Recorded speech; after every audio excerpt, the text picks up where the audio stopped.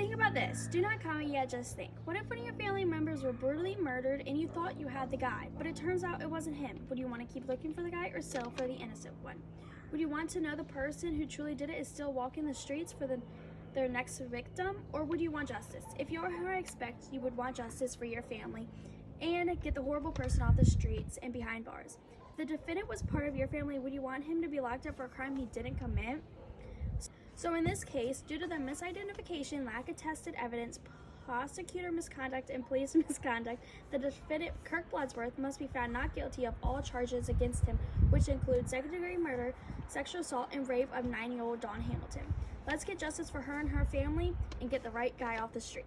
The defendant, Mr. Bloodsworth, should be found not guilty of these charges due to a very big part of his conviction being based on witness misidentifying him. They had in fact not known what the defendant looked like until after the crime was televised. 2 out of 5 of the witnesses could not identify him in a lineup. They only knew what he looked like due to it being aired. How can you sentence someone to death even though people are saying they saw him really didn't? How can you do that to someone? His life is on the line because people watched TV and saw it was him and said they saw him. If you cannot identify him at a lineup, but you can after it went public, are you telling the truth? You are picking the easy way out. I am telling you this because what if this was your family? Would you want his life to be depending on people who could not identify him until after being televised on a TV? The police failed the investigation by not investigating the proper suspect, Kimberly Shea Ruffner, a man who should have been the obvious suspect.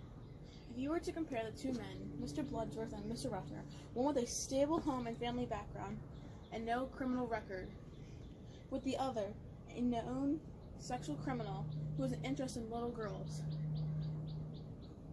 there is no comparison of who should have been the primary suspect. Even further, thicker the pot.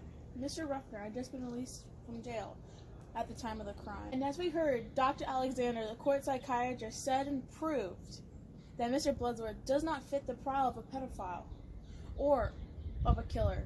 If the Baltimore County Police Department would have investigated more into Shea Ruffner, then our defendant, Mr. Bloodsworth, would not have been put into jail, and an innocent man wouldn't have been incarcerated. In a world full of bad and horrible people, we rely on our criminal justice system to punish and put away guilty people.